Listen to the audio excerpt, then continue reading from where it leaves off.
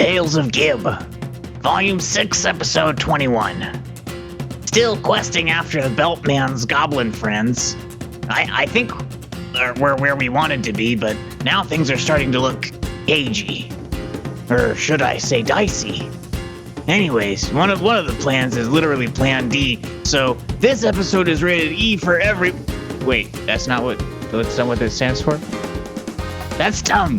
Why is it like that? Anyway, grown-ups only on this one. If you kids listen, Santa will know, and he'll tell the cops because Santa's a fucking narc. Hail Velsharoon! Do you need a moment to come up with a question, Grace?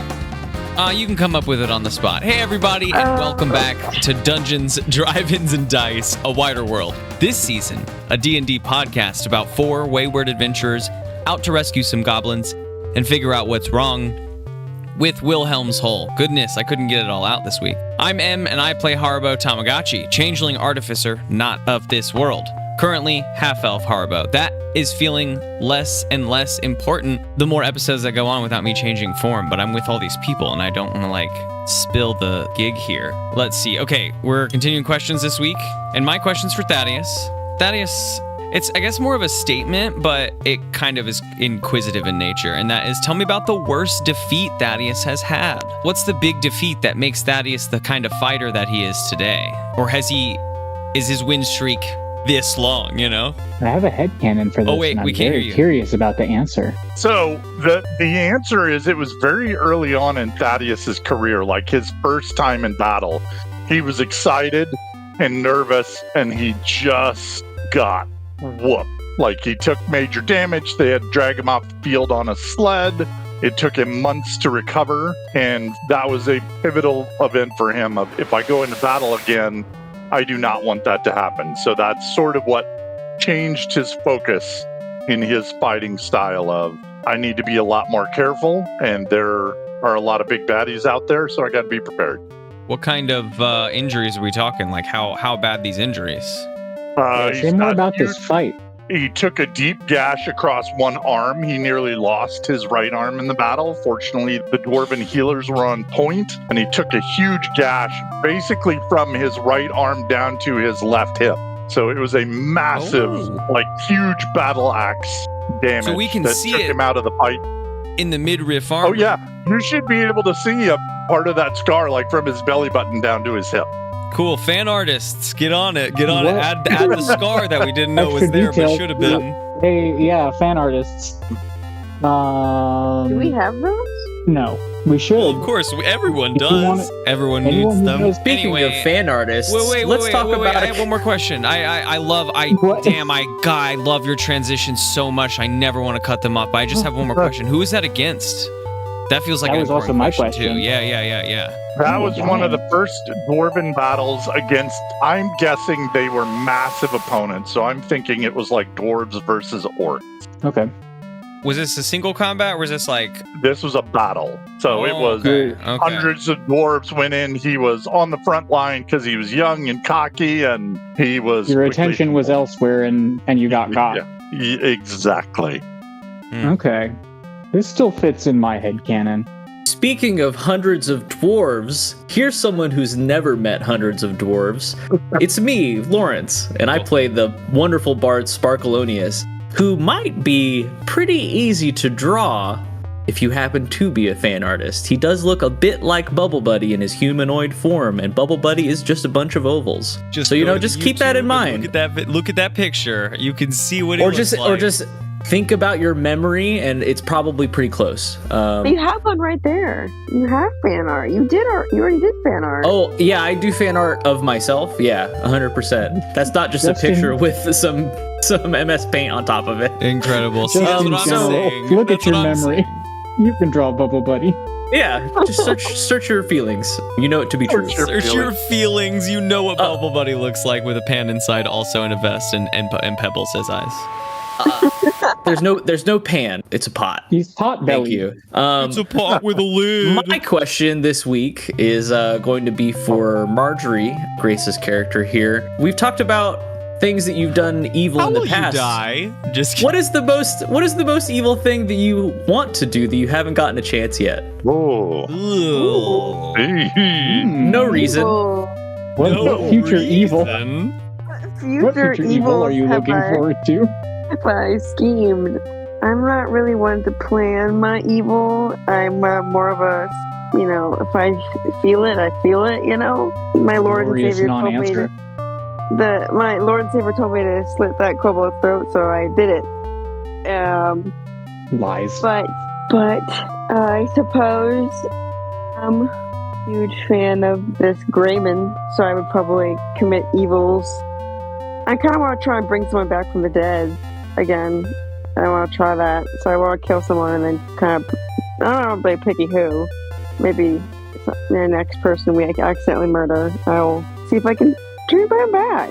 Sounds kind of cool. Because in my last little peep, I'm spying on somebody, I realized that maybe I wasn't me that brought Gib back under my purposes. Maybe there's other factors here. So I'm curious to see if I could do it at all, and if so, are there still going to be those other factors, or am I going to have another really good servant and just kind of get a gang going? Really good is a way to put it. Listen, anyway. That's unfortunately me, Grace, the person who plays Margery. Hi, segue. I'm not evil, so I'm still figuring out evil tasks. We're neutral, bordering on chaotic, but we are in the service of the Lord, lowercase L. But for the moment, we're trying to be lawful. We're trying to do things that we were told to do. I'm Grace Stringer. I play Margery Ridgeback, and my question is going to be for Satchel. Oh. What is your greatest weakness? No, I was actually going to say, what's your goal right now? I'm not answering that. Lamau. Yeah, he's like a main character NPC. Not telling you what his goals are. Maybe not his goal, but okay, is Satchel pleased with what's happening right now? Satchel's having a great time. Okay. You can try and find a different question, but no. What is his end game is not it. That's the end game. I was just looking at the goal, but I don't really know what I meant, I guess. Satchel has a lot of connections, and that means that he's privy to many bits of knowledge, and based on that, he's having a great time. Yeah, I've got one for Satchel. Will you be my friend? How much money have you got? Not enough. Probably not then. His companionship hasn't cost you a dime thus far. Yet, yeah. And on that vague note, I am Michael, and I play the dwarven fighter Thaddeus Ofkoot. And my question today is for Sparkeloneous. So Sparkeloneous, my question is your humanoidish form a default form, or is that the shape you've chosen to take? Because we know that you can slide into your pot and you can change forms, and we've seen through the dream episode that you also have the ability to be a little more creative. So is the form you walk around in your chosen form or your default species form, and why? And the green. And why is a tough one to answer, but we'll go with the first part here. So Sparkeloneous, it's not his default form. His default form, I think, is more of a loose blob. But he found that generally people react kind of negatively to a loose gelatinous blob, and they react even more negatively if you become a cube shape. For some reason, they really, really hate that. But, if you're person-shaped, then usually they react a little bit more positively. Sparkeloneous definitely used to, for performances, adapt a lot more different non-humanoid shapes, but it just wouldn't get the crowd riled up as much. If he just becomes a tall, skinny person made out of jelly, people love that. But, I would say that, his default form, if he's just chilling, is probably just a little blob on the ground. But I gotta wear clothes, and you can't wear clothes if you're a blob. That's true. That's what my mom. That's what my mom always said.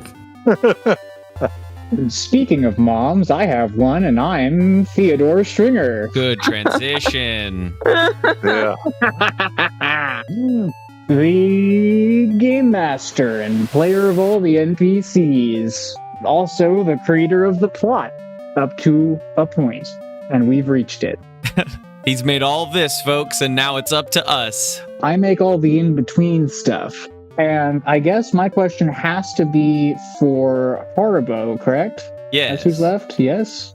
Yeah. Have you answered one? Yeah. Yeah. Okay. My question for Haribo going into this episode is I do want to have like a really concrete, grounded sense. We've done a lot with your belief or not of magic in these last few episodes, and I want to have like a really concrete sense of where you're at with the existence or what magic is going into this episode.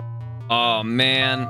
That's really hard because he was on sort of a verge. He was on the verge of accepting magic as a science, as like a principle, and then studying like what that could mean if it were true, like giving it the if, basically. Like, if it were true, what does X mean? What does Y mean? He had to start breaking that down. He was on the verge, I think, of believing that, which is like, I think his steps into just like wizards are wizards casting spells from a book because magic, like word give magic power. But then he saw that his belt had given him while moving and sort of amorphous in nature, an actual readout, which means that energy signature, while constantly shifting, is the energy signature for the thing that he had been trying to say. The ingredient that was missing is right there, and now he has a visualization of it. No, he can't produce a physical,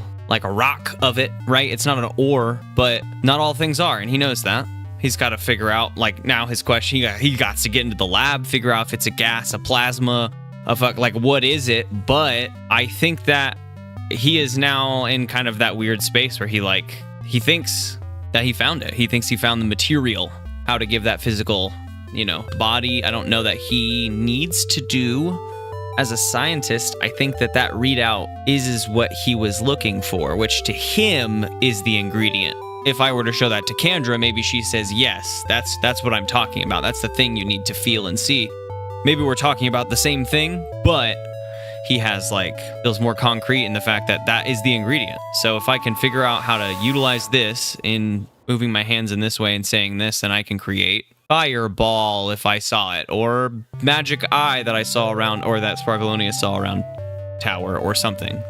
Professor Haribo, might I posit that perhaps magic is made out of Sparkeloneous stuff? Oh, does that mean you're made of magic? That's a lot. That's a lot to consider, Sparkeloneous. A lot going on there. Every time that you blow your horn, you're just spraying out invisible Sparkeloneous stuff, or what? Let's discuss it no further. We must go to the lab. Discuss it no further. You're right. To the lab. To the lab, indeed. Behind closed doors, where cameras aren't allowed. You lose weight when you cast magic? He gets a little bit smaller, but it's proportionally, you just can't quite tell every time, and then he rests it back. Man, I think at some point I'm going to have to sit down with you and just outline what I think magic is. Yeah. The conclusions that I've come to about rectifying magic in a sci-fi space universe. But right now is not that moment. That is, that's the much answer to your question. Fun as that would be, but that's not the podcast. The podcast is us discovering these things together. Speaking of which, it's time for the podcast.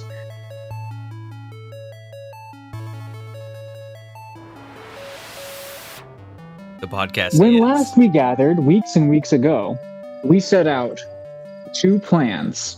So I have plan A, and I have plan D. Yeah. To sort of recap our different plans, plan A involves Sparkeloneous, Thaddeus, and Margery all escaping from jail and going to meet a mystery dwarf. The visitors' pens. And meanwhile, during plan D, Haribo and Miranda. so many names that start with an M. There it is, Miranda. Hey, none of us named her. I almost said Margery again, so that would have been, you're right, much more confusing. Haribo and Miranda are, or at least have been, enjoying a dinner and taking a shot that involved some not iocane powder. And we'll get back to what that is all about. But I do want to take a second, because as I was listening to Haribo edit our last episode, and by Haribo I mean M edit the last episode. He's so multifaceted. Yeah, no, I'm deep in it. Deep in it. I passed time in that episode. So as I'm thinking about it, the Haribo Miranda interaction is taking place on night 1, or perhaps afternoon 1. Like, we're in the past. Yeah. The rest of the gang anytime we skip back to Haribo. Yeah, we can put Haribo, it'll be a few hours behind the rest of the gang every time he's out. I think time is about to pass a little differently for Haribo. That's true. Time's about to be a weird, interesting we'll pretend thing. It's the same. Haribo won't know. Psychotropics are interesting that way. Maybe she took me to a waiting room for Godot? 6 hours. Maybe. Or it was Probably 6 hours not, though. across town. It took 6 hours to get from jail to where you are now. We didn't mention it, but Wow. Haribo's actually in the mountain and about 6 hours deep in it. Oh, jeez. We're never going to find Haribo. Haribo's in the next mountain. Oh no.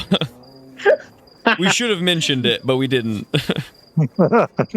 Time's funny. We'll get back to that. So, we have these 2 plants. Okay, then let's go check out this dwarf. Hey, saw, dwarf. Gib, let's go ahead and hear it one more time. Let's hear your impression. You too, Boston. Let's hear it one more time for comfort.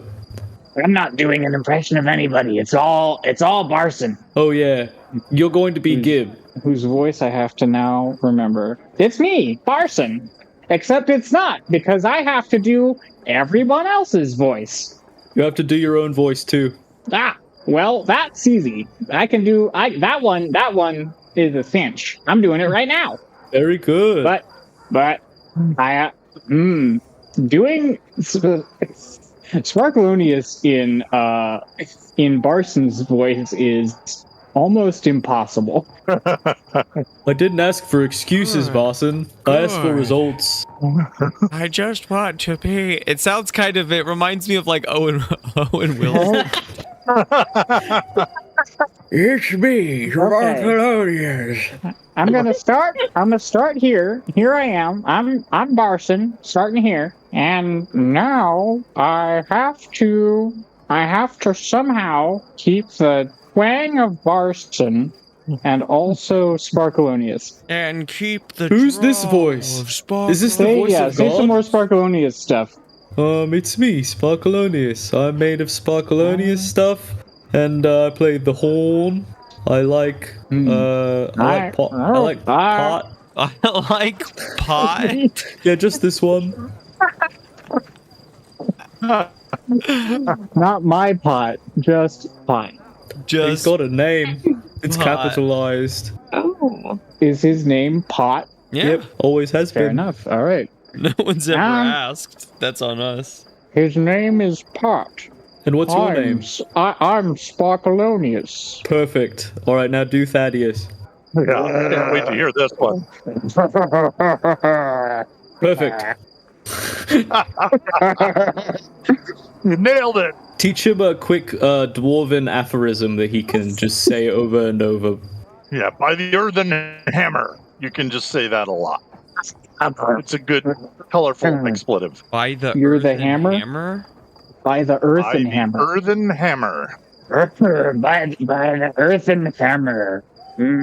That's pretty I love good. that we all heard something different because I didn't hear anything that you guys heard or what he said. What did you hear? Me, I heard earthworm hammer, and that didn't make any sense. I Yes, love that too. By the earthworm hammer. I'm like, all right. By the earthworm hammer. All right, now He'll Margery, know. remind him some, I sound a lot like Gib when I do this. Totally coincidentally. and then Yeah. Margery, tell him, some urchin stuff or whatever. Oh no, I can do Margery just fine.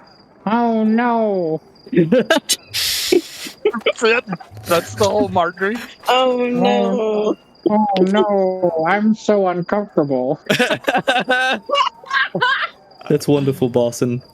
Try Right. some. Can't fail. Try do some of my wet hot meat. Now do Haribo. Gabe, that was a Parson. Do That's Haribo funny. just in case. I was gonna say, but if he, I can't do Haribo. I didn't get to hear a reference for him. Don't worry, I can do it. Magic's not real. That's what I thought. Magic's not real. Yeah, pretty good. All right. Yeah. That one probably Okay. won't come up. But only use that one in emergencies. like when it comes up. Magic's not real.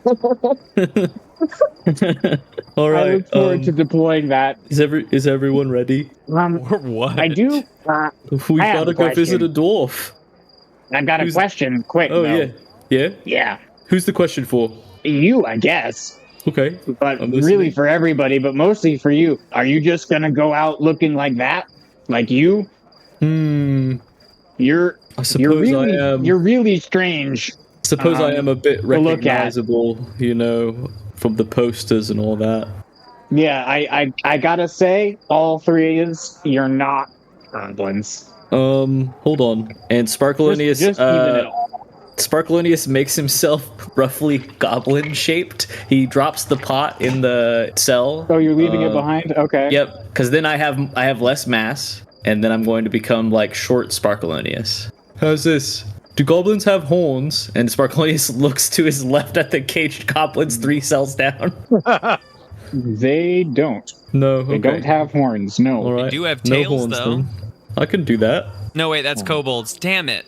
Sparkeloneous produces a tail and then puts the tail And away. then pulls it back in, says, nope. No, that's all This, right. this is the weirdest thing I've ever seen. Does say the anyone have goblins from the like a blanket or like a shirt or something? What do goblins wear? Sparkeloneous looks again to the left. I mean, they're wearing clothes. Yeah, anybody got any of these clothes? All I've got is my vest. It's all my mummy left to me. When he assumed the He's still shape of alive. a goblin, You now make he's that sound fully really frontal dark, but it's nude. not. She's still alive. I just, it's what she gave me whenever I left town. I guess that's Okay, what I got here's- whenever I left. Okay, boss. I've got a spare set of clothes. They're not goblin sized, but I cannot have you an anatomically correct goblin without pants. Ugh. Thank That you. makes sense to me. Yep. Yeah, it's really gross. Important. So here they are. Here's some pants for you. I'm Goblins wear vests and nothing else, right? Goblin bossin. Goblin bossin. No, that one's for me. Oh. Yeah, but now he can go several layers deep. And I'm just going to warn everyone, if things get hairy, I'm just going to slip underneath the nearest door. Cool. Oh, good. He intends to bail on you. Cannot rely on him from the start. Yeah. This is going to go well. I know it's my plan, but I'm happy to abandon the plan at any moment. And you should be too. Alright, so are we excited to go and visit your countrymen? Yes. It'll be my That is second. definitely excited. Okay, so how are we getting out of jail? Cell's still locked. Yeah, I was like, hold on. Sparkeloneous jams his gooey appendage into the lock. And he's just gonna start wiggling around. Okay. That would be, I suppose, a lock-picking check. Is that a skill in this game? There isn't. This game Sleight does of not have hand. lock picking. Sleight of hand hand? is the best we can do. I can do And that. that feels like this, kinda. This is exactly sleight of hand. Even Yeah, if there was a I'm lock using my picking hand. check, I probably would have just said sleight of hand. You're not picking this lock. Boom! That's a reasonable number. Let me double check what my bonuses are here. And I get half proficiency for everything because I'm a bard. That's going to be a 15. That's pretty decent. It takes a minute. So, maybe it takes a couple tries. Everyone is you're uncomfortable. trying to do it quietly. He's full shoulder deep in it by the time he's able to get it. Yeah, you're like inside the whole door for some reason. Hold on, everyone. I just got to get a quick look in there. Yeah, there's a lot more empty space inside that door than you were expecting. Be right back. But I think after some effort, you do manage to pop the lock on this. All right. So now you have an unlocked door and Boston, three... I'm going to lock this back behind us. Is that okay with you? I mean, Do you want me to leave it fake locked? I feel like that's going to be bad if they come and check the door. I don't like it that you're locking me in, but for the plan, it does make sense. All right, I boss. still don't like it though. My displeasure is registered. I mean, I'm not happy about it either. Yeah, but you're on the other side of the door. Yeah, but Technically, if he's anything locked happens- out.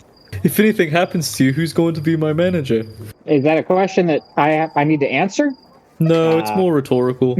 Nothing's going to happen to you, Boston. I love you a bit. Yeah. See you later. Okay. I love you. See you later. Just a bit though. Okay. No, he loves All him. right, Thaddeus, you remember where you saw that guy? Oh, sorry, I'm supposed to be a goblin. Thaddeus, do you remember where you saw that guy? Yeah, but that's not where we're meeting him. We're going to Crafting Street, neath the Boar's Head sign at midnight. Holy shit, did you write that down? Yes. In my Yeah. journal that Very I good. keep I would with hope me so. always. Very good. Very, very good. Holy shit, did you write that down? He said that to us like a month ago, dude. I'm pretty sure I ate that note. Someone better steal and read that diary. I am curious. I'm feeling evil. It'd be All pretty right, evil to you read guys Oh, she's escape coming back in Vale. hot with the evil. She's like, I you think- don't I mean, think I'm evil? Okay. Margery, I think you should lead Force the my way. hand. Margery, I think you should lead the way, because you know cityscapes. What do your senses tell you what You path we know- should take? I know this You know doesn't what? mean I'm not gonna know what inherently where the street is just because I live in a city. No, I think that is actually your unfortunately, urchin that is background exactly what I'm thing. going to ask you to do. Yeah. Yeah, No, that's your special Margery, feature. Margery, give me a survival check. The only Urchin's time that gotta your urge. survival skill is relevant. Yeah, 17 so- plus 5. Your feature Yeah. for being an urchin is you know the secret patterns and flows to cities and can find passages through urban sprawls that others That's a would real miss. thing. Yeah, it's Yeah. it's the feature you get It's for being an having urchin. lived on the city streets is that you can find These your are way your through urchin senses. general Urch so cities. hard. Motherfuckers want to find us. Dang. Okay, you've made a survival check. Thaddeus, you make a perception check, and Sparkeloneous, you make a deception check. You got it. Let's see. That's going to be a nat one. Uh-oh. 17 deception. 22 Okay. survival. All right, I'm gonna. This is how all goblins sound. So Pretty close, apparently. get Sparkeloneous with a plus, Margery with 2 pluses, and Thaddeus with 2 minuses. We're Uh-oh. still in the green, just like me, a goblin.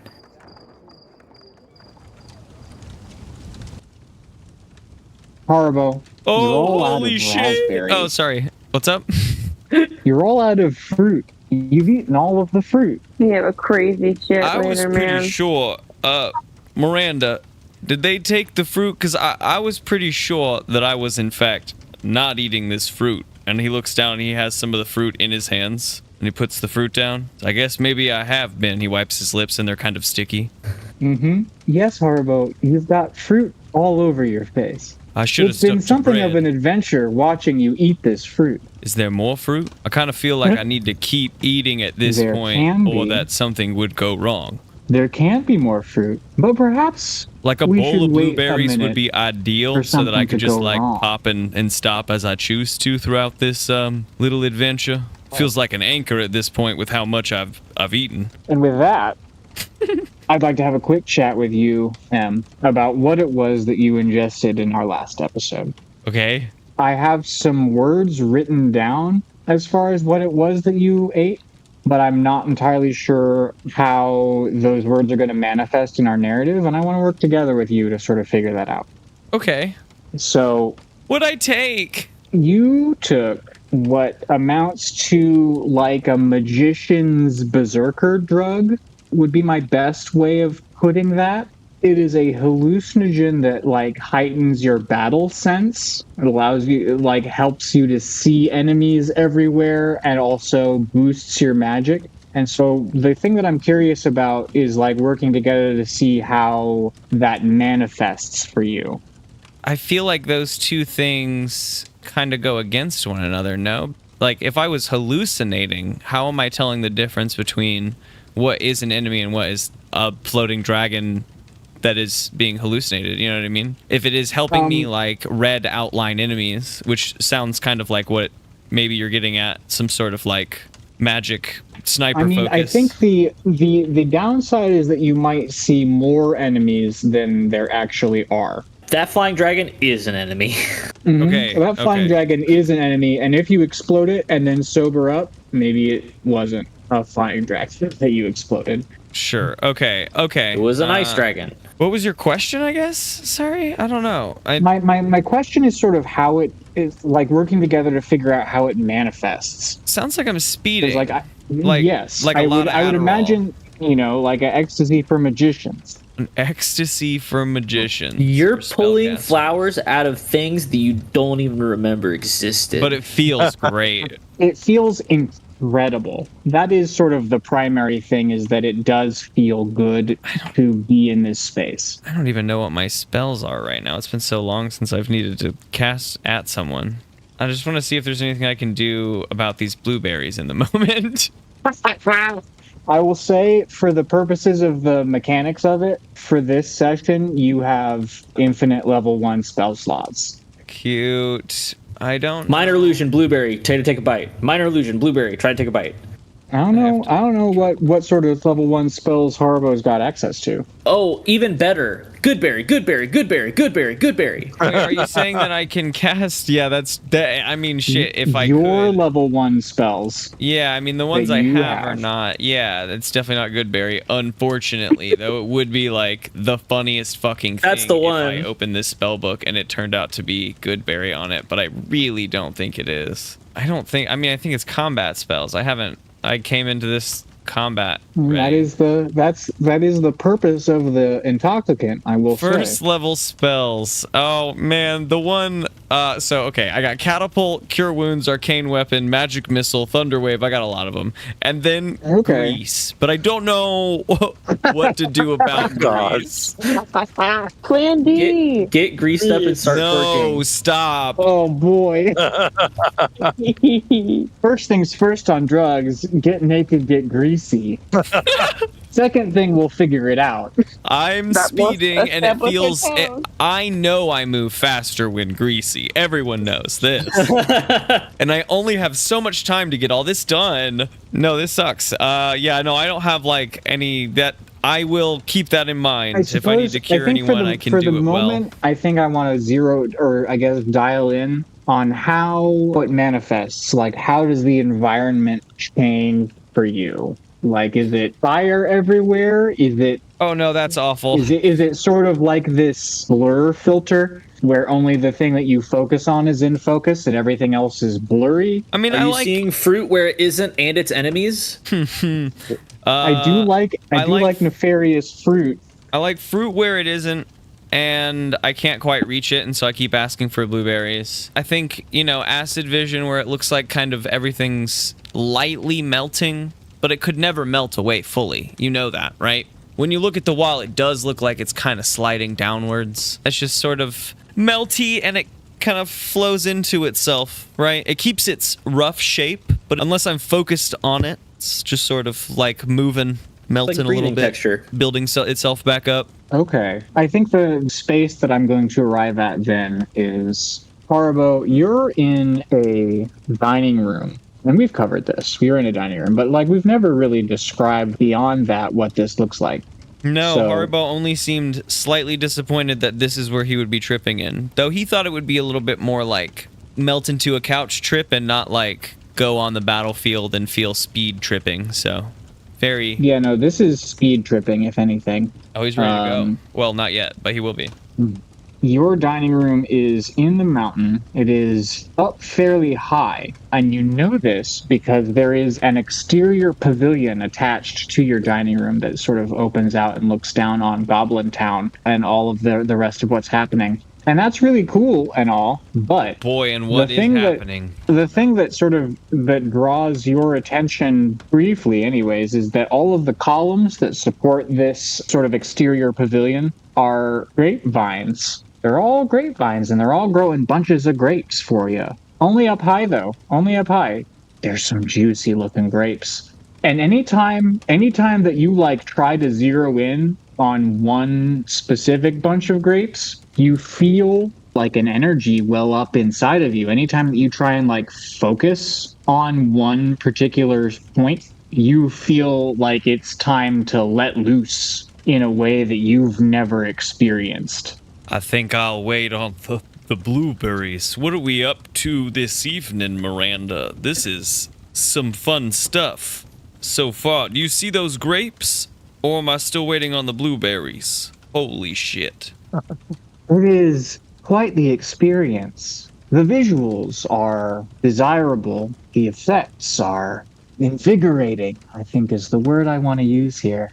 I'd say so. So? About them blueberries. About them blueberries. He's still just staring at the grapes. His eyes have not left where the grapes are-ish. Make a wisdom save. Oh.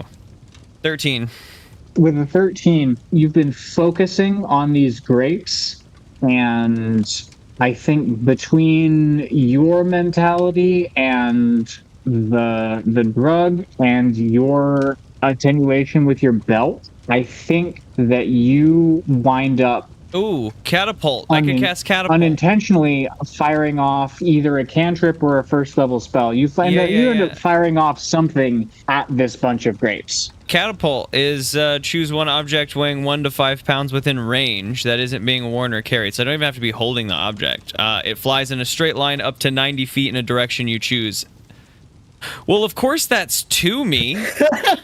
I don't want it to be, like, I don't want it to be, but Haribo wants it to be. So of course it would be to him.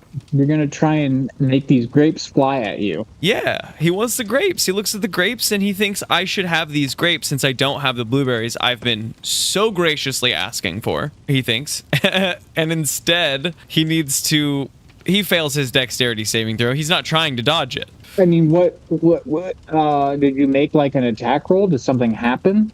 Or is it I think I would just take the damage. No attack. It's a dexterity saving throw, and he's not in any way attempting to dodge, right? Maybe I can make a luck-based dexterity save to see if he misses himself with his spell, I guess. Here's the thing that I run into is that the grapes aren't real. What are they, though? You said the things that I hallucinated were things. These are the things that you hallucinated.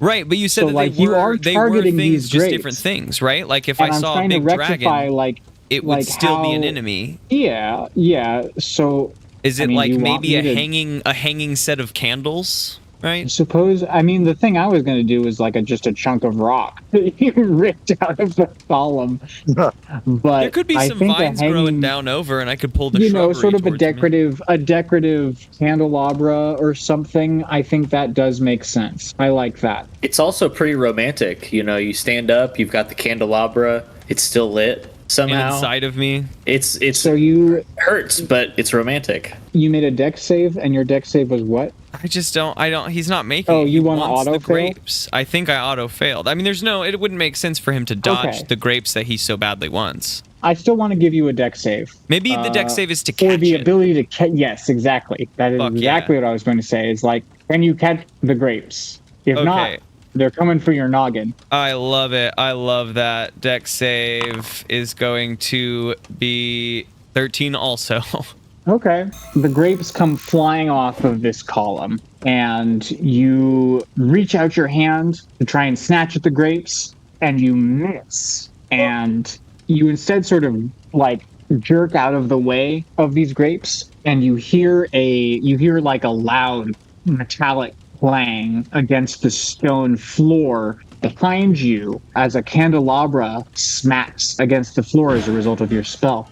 That was not grapes.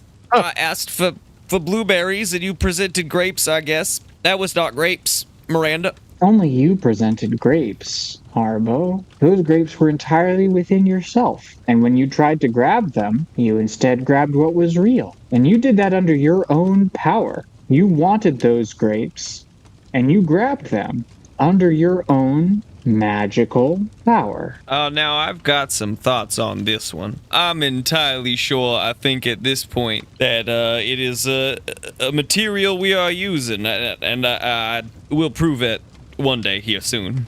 But getting to As use you- it a lot could be As you beneficial. say that, you look down at your belt, and the buckle of your belt has become like, you know, when you look at an eclipse and you see that rim of light that comes around it, the corona. That's what the buckle of your belt has, like a corona. Something's happening with as you look down at your belt, trying to explain what has happened. There's stuff going on there too. My corona? My corona.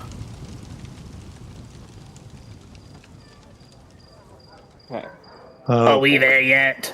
Margery, Thaddeus, and Sparkeloneous are all journeying through Goblin Town to reach Mystery Dwarf and find out what he's all about.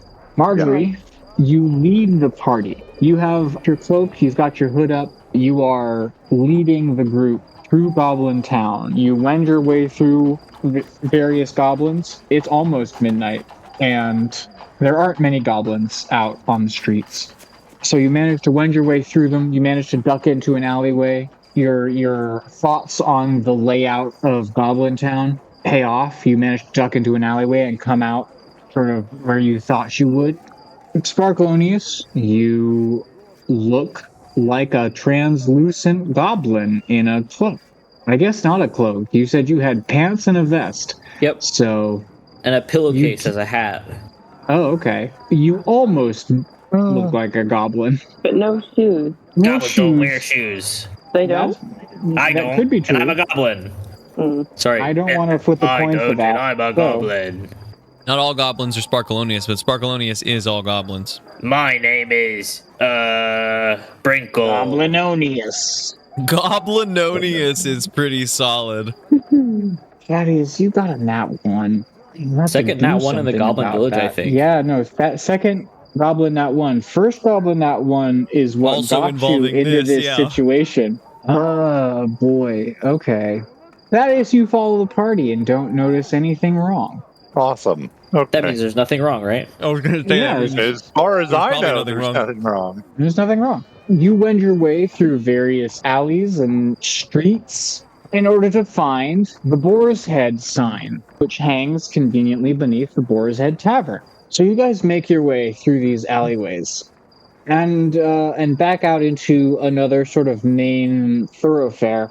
It is mostly empty. There are a couple goblins and hobgoblins wending their way about, but you make your way. I don't feel like there's any sort of signposts in Goblin Town, so like, Margery, your senses, you figure it out. With your urchin senses, you are able to cast about and sort of, based on vibes, figure out where the nightlife is in Goblin Town. And you wend your way through to where the nightlife is at, and you stop on a corner, and there, down the street at the next corner, you see the Boar's Head sign. Not at where the nightlife is, but like right, like 1 block away from the nightlife. Yeah, down one block down from where the nightlife is at. There are other bars that are more hopping, but the Boar's Head is a dive. It's a little corner, almost a hole in the mountain kind of a bar. Almost a cave, but a cave where you can drink. A cage of... That's every Can't you drink cave. in any? Yeah, I was gonna say every cave. You could drink. Name one cave I can't Five. drink in, Gabe. Mammoth Cave. Damn it. I'm pretty sure they will arrest you if you try and drink in there. Fair. Okay, most caves. Damn, got me. I mean, you can. Doesn't mean you should. I'm just telling you that they won't be happy with you if you do it. Not from personal experience, perhaps, but I mean, Yeah. yeah. When we went to Mammoth Cave, I was like 8. And you They were told me I looking up. could not drink. Not in this cave. 8-year-old. Take it somewhere else. they made it very clear to us that we could not drink. But this cave, Anyhow, this cave you can drink in. Loitering outside of the Boar's Head is a shorter than Margery, I guess, currently, but no one else, hooded figure. He's wearing a blue cloak. Really quick, roll- just for a point of reference, is he taller than Goblinoneous? Yes, he is. Okay, good. Can I roll to see if I recognize him, or is that a thing I can do? I guess, yeah. I mean, You can roll anything you want. Can I roll to win? Sure. Can I roll to know everything? I guess don't wanna it'd Know be that if you roll badly, then there's consequences. You don't want to roll to know everything. Your brain's not ready for that. No, you don't really want I Okay. don't know if you So I also got- want to take the risk to roll to win. I scream and I collapse. Yeah. Because, like, if you don't win, then that gives me carte blanche to make you lose. Oh no, I rolled a nat 1 Yeah. on my win check. 17. And the party wipes. Oh no, a dragon. 17's not bad. No, Margery, no, you don't recognize him. He's a dwarf. Thaddeus, also make this check. Okay. I think Sparkeloneous is just gonna walk up to. No, I'm just kidding. Oh, hell yeah. No. Make the check It first. What is this check? Am I doing a perception check? I think perception is probably the way. Like, if we're gonna go for like recognition. Okay, well then that's a 19. Oh, dang. Okay. Dwarf recognized dwarf. Dwarf recognized dwarf, and you recognize this dwarf. This was insert dwarf name here. My long lost friend. Insert dwarf name here. By the earthworm's hammer. Carla. God, if I Carla Google dwarf the names, dwarf. this is really bad. Carla Typical name. Stonehugger. Miranda. Hefter. Miranda Stonehefter. Mongrel Forge Hood. Mongrel. Mongrel Forge Hood? None None of that was You're words. you're just making mouth sounds. That can't be a name. None of that was words. Is Oh, yes, flat my- miner. My character. Hi, nice to meet you. My name is Hum Num Num Num Num Num. Can you spell that for me? Dude, I could every not. time someone tries to pronounce it, they just can't. You always get to correct them. I kind of like that, though. That's kind of fun. Excuse me, that was my father's name. I'm named. Okay, we've got to move on, or I'm gonna do this for 10 more hours. Oh man. Yeah. I give it a 9. It is Much of this 8-12. episode is unlistenable. None of these names are better than Hum Num Hum Num Num. So that's Yeah, it. just name of that. Yeah. Hum Num. Fair enough. Hum Num. Hail and well met, Hum Num. No, not Hum Num. From Num. There's And an that's R. the problem he faces throughout his life. Rum Num? From Num. Sparkeloneous walks up to this guy and he says, "By the earthworm's hammer." What? Who are you? You're a blob. You're a blob shaped like a goblin. So I'm a Goblin. goblin, and this is my associate. Who do you point at? There's two people that you could. Which one? Which I one's point- your associate? I point- Goblinoneous. I point vaguely between the two of them. Directly in the Wow. middle. You pointed at no one, but I do. Did everyone else come with Sparkeloneous, or did Sparkeloneous approach on his own? Yeah, no, I would have approached with him. I don't know what Margery's going to do. She may just kill strangers in the street. We don't know. I'm vaguely interested. I'm like maybe I leveled with Thaddeus, not like up close, but I crept closer to see what was going to happen. I'm not just sticking my knife into people in the background. You did it to a kobold, so who's to say? He was in the foreground. Who is to say? Yeah. Thaddeus, Ofkoot. Rum Num. Rum Num? And I'm Sprinkle. Hail and well met, Sprinkle, but I'm not talking to you.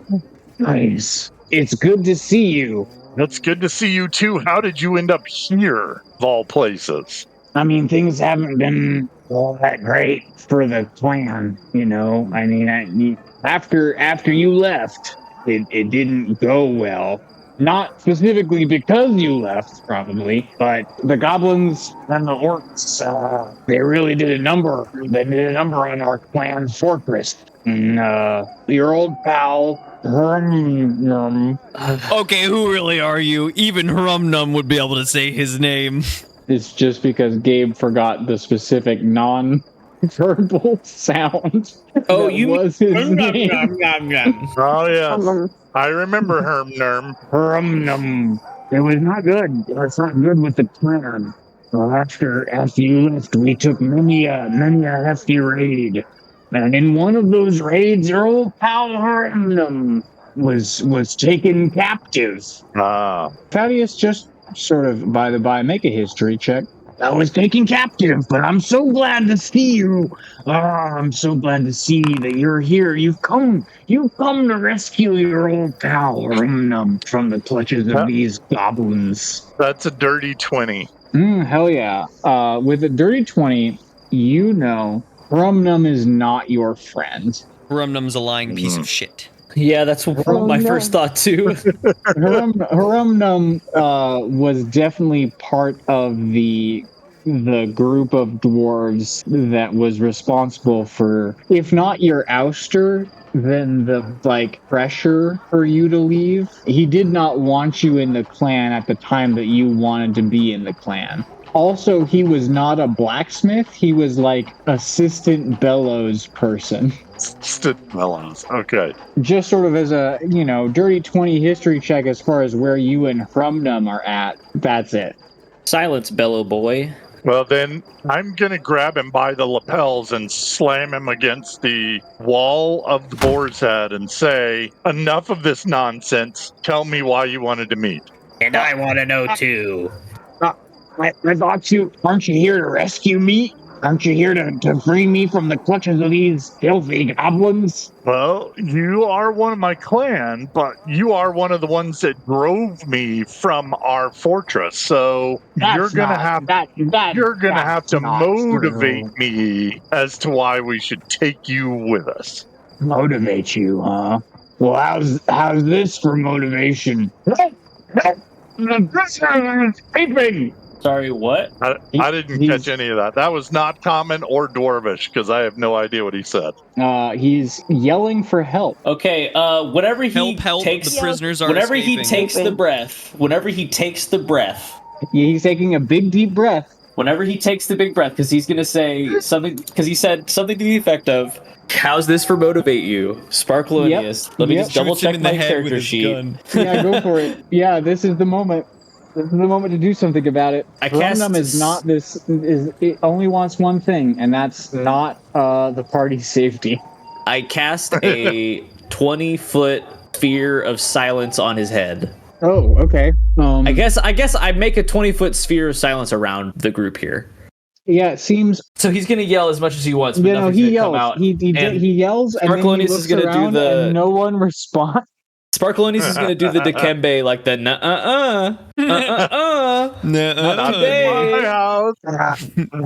He looks around and is make sure that no one is responding to his call. And he's like, well, I feel a little silly, but hey, Thaddeus, maybe I know where some buried dwarven treasure is, and I could show you if you help me out. Only because this snee buried it.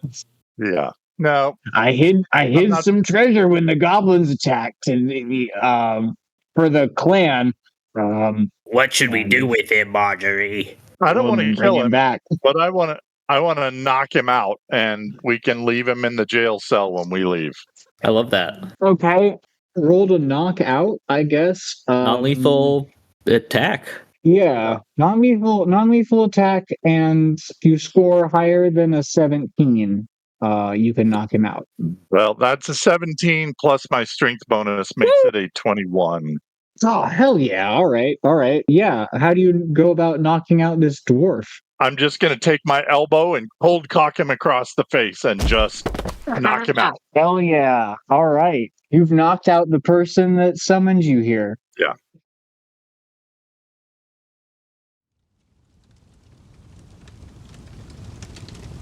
Haribo,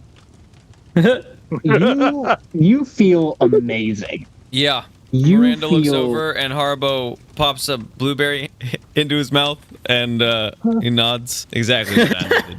You feel amazing. You feel like you could do anything, I think, at this moment. And at the far side of this pavilion, goblins have started arranging, I guess, targets. They've started putting up at the far end of the hall. They've put up melons on sticks. Miranda looks at you. She says, Haribo, are you feeling it? And I look at all three 'Cause I'm Mirandas and I feeling say it. to all And three she, of them, absolutely. She points 3 separate fingers vaguely in the direction of one of those melons, and a bolt of energy shoots from her finger and goes into the melon and sparks all around it, and then it explodes. Melon everywhere. It's very exciting. Haribo says, "Oh, hell yeah." And he runs forward and like thrusts his hips forward and his arms back and fires I'm off sorry. magic missile out of his belt. 3 different balls come out and hit 3 different melons. Yeah, 3 different balls come out of his belt. He does it like what's He that guy's thrusts his name hips from My Hero forward and 3 Academia different who balls every come time Yeah, that guy. yeah. That is what he does. Haribo isn't man. doing it well right now. He's not doing it in the cool way he always does it. Yeah, but he's you just can't doing it. miss, so that's the nice thing about Magic Missile. Yeah, I can't exactly impose disadvantage on Magic Missile, can I? Nope. You can, it just won't This do is anything. 3 separate melons that you've done this to? Yeah, definitely. Okay. Like Yeah, I you- hit 2 of the melons, and as the I hit the 3rd one as the goblins are like putting it up still, because we didn't wait. I imagine. Yeah, Haribo, you run crotch first out to where the targets are until you get, I guess, within 30 feet of them, and then you fire off. No, A ma- 120 feet. I only have to take Oh, like 120. 4 steps. God damn. Yeah, no. Okay, I run backwards. I You- create enough You distance take so a couple that like it's steps kind. until you get like the momentum to get that hip thrust where you want it. Yeah. So, yeah, you take like a running hip thrust at these targets and fire off 3 bolts of purple. What color is your magic? Oh, it's Matrix Green. Matrix green is a good answer. Yeah, 3 bolts of shimmering green energy shoot from your belt. 2 of them impact the melons. A 3rd one impacts the 3rd melon that you see and explodes in a shower of. No. Yeah, Don't you say saw the a melon. that I see. Yeah, you saw a melon. It was a column. But 2 of the 3 melons you explode with great vigor. You also do explode a chunk of column with great vigor, I will say. Oops. But you didn't. You thought that was a melon. You turn around and you have a finger up to your mouth and you go, oops. I go up and I try to cast Cure Wounds on the melon. The column. That wouldn't work. Haribo gives up. I'm curious how you go about using cure wounds with your belt, because like in my imagination you're just like up against this column. In this situation, no, 100%. no, it cannot be that. It cannot be that. I cannot be grinding on the column for cure wounds, because that can't If be you how I cannot be cast it on grinding on Margery in the past. It is a touch spell. Oh, okay. That's fair. Although this would be, we would be a little off on this case. I think that absolutely not. No way. I just think that the digital kind of force field that goes around my body just presents itself on my hands, but as all little white fractals, and then So it's just a little thrust to activate that. yeah, one little hip pop. Ooh. fun. I do the figure 8s. You guys remember from acting class where you do the figure 8s for Saturday in the park with your hips? Lamau. I do that It was, on my way over there. You do figure 8s. It's a with your Dana hips. Smith only reference, alas. Yeah, no so- doubt. No doubt. That's the audience for that is minimal, but Y'all know it's there. Stanislavski? You guys remember Saturday in the park? No? Yeah, you Okay. remember Dana Smith's take on Stanislavski that we did in acting class? Okay. I do. Small hip hop as I go and try to touch this melon. Column? Melon. You do a little hip thrust and then put out your arm and shoot out these bolts. Do you try and heal the column? Is that a thing that Haribo does? I Is doing, it seems like. mistakenly don't have any Okay, sort of alright. item healing, so I'm going for Cure Wound should work on a living thing, melon, but it's not a melon, and that's I think as confused as Haribo would be. That's pretty confused on the whole. I mean, But it's a free spell slot, so I don't really care. I'm just gonna cast Yeah, shit no, at I mean, shit, you know? we're in free magic this episode. Yeah, you explode those melons and also this column, and then you panic a little bit and run over to the column and like touch it, and Sorry, you do see, yeah. I guess, the melon. You run over to this melon that you exploded and didn't mean to, It was a support and try melon. and I heat. didn't. Yeah, the support melon. It was a structural melon. You have to fix it. And so you run over there and you do see an effect. Like when you put your hand on this melon, you do see lines of magic sort of come out of your hand along the lines of fracture on the melon.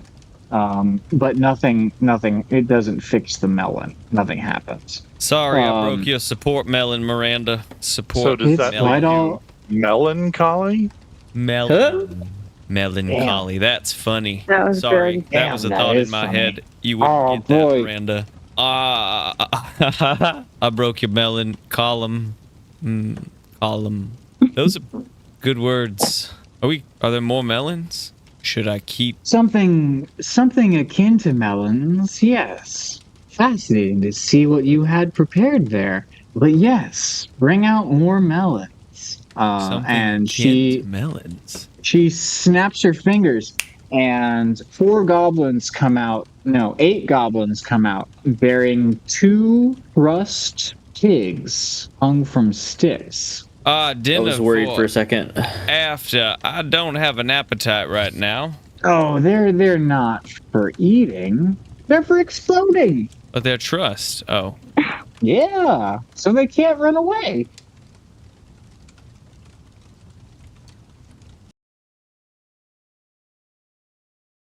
Anyways, Margery, Thaddeus, and Sparkeloneous, you've knocked out the guy you tried to meet. Now what? I stopped channeling silence. Ooh, I look through his pockets. Okay, make a investigation. investigation. There it is. Yes, make an investigation check for me. So that's a 15. 15. Okay. With a 15, you search his pockets. You find a pouch with 14 silver pieces. You find a chunk of whetstone, and you find a scrap of paper with the address of a blacksmith on it. Did you say whetstone or whetstone?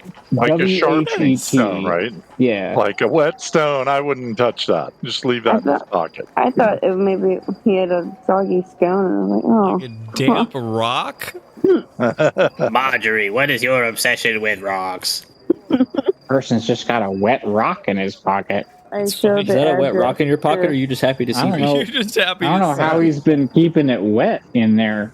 Best not to ask. That's not to ask him. This is Plan A.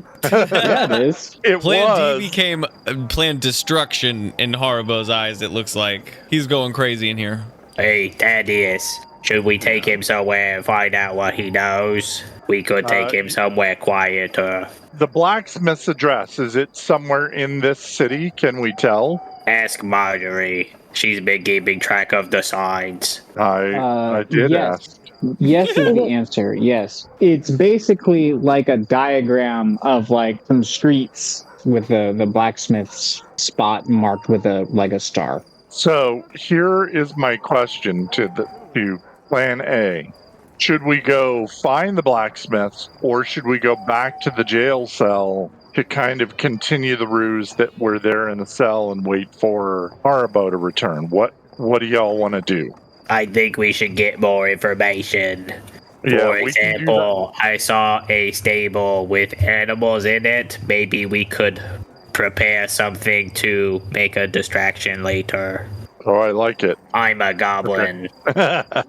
Well, we should definitely keep note of where that is, but if we want to question him, we can take him back to the jail cell and question him. And then we're back with Gib and Barson. I do like the idea of there being more people in the jail cell than they'd originally left there. It's always been this amount. What are you talking about? Yeah, this guy's part of Kissing Booth. This guy's they get clearly checked a on- criminal. Marjorie's right. Yeah. This is the amount that they entered with. This is Haribo. This is Haribo the dwarf. He's our synth player. No, he's not gagged. He's always like that. Play the synth dwarf. He doesn't need to speak for his songs. In fact, it's better if he doesn't speak. Okay, so you guys are taking Hrumnum back to the cell? Yep. Yep. First thought, best thought. Fair enough. All right. Are you just gonna carry him? Are you gonna tie him up? Like, what's the? Are I'm you gonna carry dragging him? Like, I'm going to carry him over my shoulder with his head next to me. So if he starts to rouse, I can just whack him in the Pile head drive and knock him. him back out. Oh my Swing him God. over your shoulders into the dirt. okay. Fucking grab him by the wrist and just walk. Check for Yeah. brain damage after. This guy wronged me, and I'm not happy about it. Yeah, Hrumnum sucks. This guy's never wronging anyone ever again when Thaddeus is done with him. Hell yeah. Back to the cell, I guess. All right. Then I think it's going to be the same checks. Margery survival, Sparkeloneous deception, and I think Thaddeus also deception. Oh my god. Deception? Now that you're- Oh boy. Yeah, now that you're carrying a dude Yeah. and trying to be like, if you can think of a better check, 19. No. I think deception works. What is deception? Is that That's that charisma. based on charisma? Okay. Can I hold Hrumnum's legs? Is that better? Can I help? This is our drunk friend. He had too many brandies. That's a I say to no one. 16 for Thaddeus 16. pile drives him in the Yeah. face. 16's pretty good. that Only is on a 4 short mission of the with best number. Rum-Num. Oh, come on. Fucking Hrumnum over here. 17 deception. It's another 17 for Margery on survival. Wow. Survival queen. The +5, man. It comes in Goodness. handy. Yeah, Okay. that definitely helps. I suppose in that case, given all of your checks, you guys make your way through the alleyways carrying an unconscious dwarf back to jail. Haribo, 2 dressed up pigs have been hauled into the pavilion and placed in the same space where the melons were previously. And Miranda looks over at you and cocks an eyebrow. Look, I have been enjoying playing Fruit Ninja and whatnot with you this evening so far, but I don't see why I would torch this pig. I don't think I want to kill a pig, Miranda. I had some weird ideas pop into my head almost instantly when I saw the pig about how quickly I could do this. I really don't want to. When I took a moment to think about doing it, I didn't want to do that. Playing Fruit Ninja was fun, but I don't want to kill a pig. Pig ninja. I wanted another wisdom save from you because you were saying so much about all the things that you could imagine doing to this pig. Yeah. Wisdom save is a 14. It's really difficult to restrain yourself from firing off some kind of magic at these pigs as soon as they are placed. But you do. You look at the pigs and you're like, these are pigs. These aren't fruit. I'm not going to explode these pigs like they're fruit because that's gross. Yes. Now, if we could get How more does fruit out Miranda here. react to this? Miranda looks at you and she frowns and she says, I'm disappointed in you, Argo. I thought that we'd be on more of a similar wavelength with this. There's no difference between Pig and meat fruit? and fruit. Uh, They all disintegrate the same way. They all come apart in the same fashion. well, sure, but so do people and trees and buildings, but we shouldn't be out there just wrecking shop on the city. Not on our city, perhaps. And as she's been saying this, she has advanced on you, and she is up close to you now. Gulp. She continues to advance on you until she is right up in your space. Hello. As she's saying all of this, as she's saying that she's disappointed and that, meat and fruit are basically the same thing. And she comes up to you and she says, look, meat and fruit burn the same way. And she wraps an arm around you and pulls you close until you are in contact with her, and she snaps her fingers. And the entire vicinity, pigs, table with maybe some leftover fruit that you didn't want, the whole 30-foot sphere around you erupts in flame. You two are entirely unharmed inside of this cocoon of fire. But as soon as it appears, it disappears. Its effects, however, don't. That's hot. Haribo, yeah. Haribo says, is it getting hot in here or is it just you? And he looks her dead in the face. Wow. So hot, Thaddeus had to disconnect. How about these melons? How these melons? Damn. So I look her in the face and I turn on the charm. Oh, hell yeah, you do. I wink. I'll wink with it. Hot in here or You just wink you? with it. Wink. I'm gonna It's a little real quick, unfocused. before you wink and like make a check, because there is going to be a check at the end of this. I do want to sort of resolve the rest of what has happened. As the fire flower blooms around the both of you, engulfing the 30 feet of your vicinity, as you look around, one of the pigs still does look like a pig. The other does not. The other, now in the afterimage of this fire, doesn't look as much of a pig as you would have hoped. And in fact, the pig that she had gestured to you to use your magic upon, oh man, it looks a lot more like a goblin than it did a pig. It's exactly what I was afraid of. Well, it's dead, I think. Yeah, I mean, I guess it's pretty. I mean, everything in this room except for the two of you are pretty dead. Yes. It's hot, isn't it? Like your life depends Here. on it. It does. Here between the two of us. Yeah, hot enough to torch some of your constituents or whatever they're called. They weren't important. Fodder always has a higher purpose to serve. And this fodder's purpose was to prove a point between you and I. Your magic is not meant for such mundane purposes. The magic within you is meant for something greater. I want to help facilitate that. I want to take you to the big leagues. Cool. You want to come with me? Do you want to chew some big league gum, big boy? Wow, chicka wow wow. Big league, big chew, big boy gum, huh? Okay, I guess this is... Yeah, he pulls up his belt, but gingerly, because he doesn't want to mess up whatever's happening down there till he can fiddle around with it. Ew. And, Ew. Excuse me?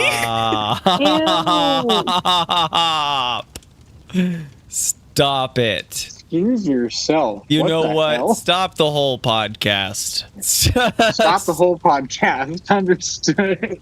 I love playing D.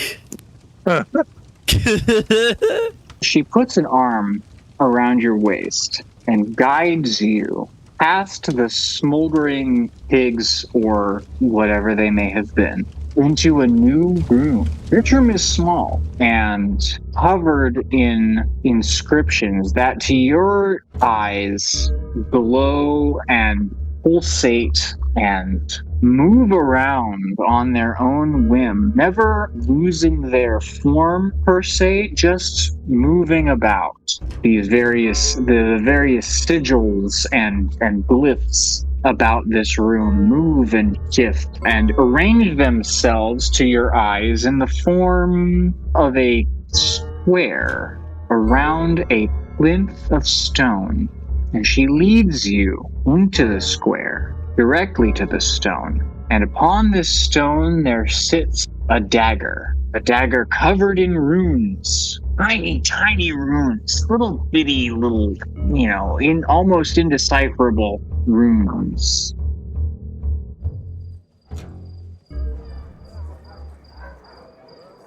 Anyways, Plan A makes it back to the cell with their new captive. Do I need to make a check to unlock the cell again? Yes, you do. Okay. 10. Raggy. Ruh-roh, Raggy, that's not gonna do it. But I know him so well. Yeah, no, I mean, you guys are now stuck outside of this door. Can I try again? Yeah, believe that you locked yourself outside of the cell. Do we hear anything from inside the cell whenever I start jiggling the lock? Yeah, sure you do. You hear, oh no. What is it, Margery? Oh no. I will give the party one more action to try and get into the cell before something bad happens. Margery, do you want to try? Sorry, Margery, do you want to try or do you want me to do it again? I mean, I can try. Sleight of hand with disadvantage, Margery. Urchin's gonna urge. Urchin knows. Maybe I should try again. Oh, okay, Cool. well, that's a 7. What's your bonuses, like 15? Yeah, actually it says a +8. Oh, so nice. Wow. Plus 8's good. Is it plus 8? No, I was being sarcastic. No. That's with my pluses. Oh no. I had disadvantage. With your pluses, oh boy. I had to take the smaller number. Yeah. Yeah, because none of you have a lockpick question, I assume. Oh, Unless well then someone... I should just try it again. If I see her start trying to go with it just like by hand, I'm gonna push She her just out of the way. jams a dagger in there and starts fiddling around. Oh, I've got thieves' tools. Hey. Oh, hey. Okay, Wow. wait. Never mind. God bless. I actually looked I looked at my inventory for once. Who would have thought? I don't know whether or not you have proficiency with thieves' tools, but you can at It least does. not have disadvantage on that check. It You says should. proficiencies. Besides Oh, all right. Well, then hell yeah, thieves' yeah. tools. So I roll again. Yeah. Roll again with plus dex plus 2. 18. Oh, Oh, all that's right. much Okay. better. Oh, okay. Yeah, okay. You try and jam your fingers in there like Sparkeloneous did, and that doesn't work.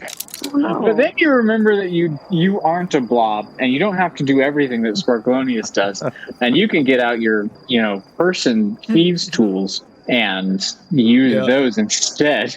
And yeah, you Margery, do. you're a And you blob pop the in door your open. dreams. I have been dreaming of Sparkleoneous for too long. And with only some sore fingers, you pop that door open and scurry back inside, all 4 of you. And now the 6 of you are in the cell. The 3 of you, Gib, Barson, and the unconscious Crumnum are all in the cell.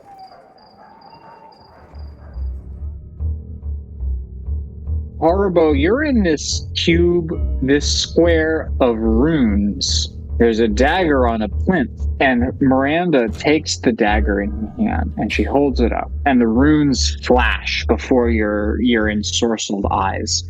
And she holds it aloft, and then she looks at you, and she runs it through if we remember the first time we introduced Miranda, she had horns made of magical light that float above her head. She pulls this dagger through those horns, and you can see sort of the sparks and interaction between the dagger and these magical horns. And she says, "This simple dagger is the source of great power. All you must do is touch your hand with it, and that power can be yours. Do you want to understand the truth behind this power? The truth is here. You can learn everything you want to." And she holds out the dagger to you. What do you do? And the Bible kid in me is like, oh, it's the apple and the fruit of knowledge, good of evil.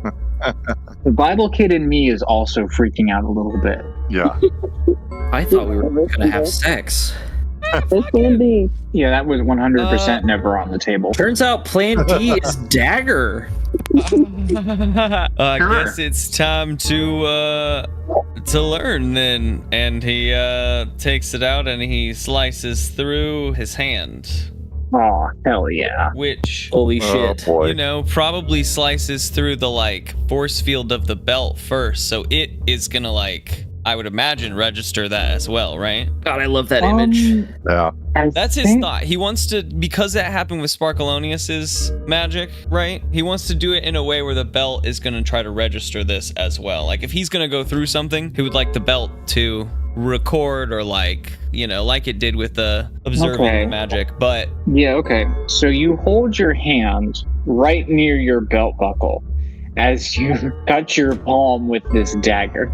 do it right in front of me, slowly, looking her in the eyes. That's pretty intimate. So he cut his hand with the dagger. And the dagger over here in my notes says first blade of auto contract. Oh dear. Those are a series of words that I don't like together. Yeah. I really liked writing them though. You cut your hand with this blade and you see some stuff, I think, is what happens. I think that as you cut your hand with the blade, some of the runes on the dagger lift off of it and transfer to your hand, to your palm. But they don't stay there. They sort of hover and try and move around on your palm, and they do not stay there. They in fact lift and move up your arm, and you can feel them doing this. You feel little pressure points of heat as these runes move up your arm and down your torso and across your torso to your left thigh, where I think for the first time to your recollection, a glowing brand appears on your thigh. Yeah. And these runes, they come down and they orbit this brand and slowly encircle it and create a glowing circle of runes around this brand on your thigh. Okay. Now what? At this point, when those glowing runes seat themselves on your thigh, there is an explosion of fire and pain in your mind, and you lose consciousness. Oh. Oh no, Haribo. Yeah. Dungeons, Drive-Ins, and Dice: A Wider World is DM'd by Theodore Stringer. The players this season are Lawrence Jennings as Sparkeloneous, Grace Stringer as Margery Ridgeback, Mike Harrison as Thaddeus Ofkoot, and myself, M. Williams, as Haribo Tamagotchi. Only a few episodes left in the first act of A Wider World. Before we begin Act 2, we'll be taking a detour or two into some other stories. More info about these adventures to come soon. Make sure you join us on Patreon, where you can find the transcripts of the episodes as well as commentary blurbs about our process in making the show.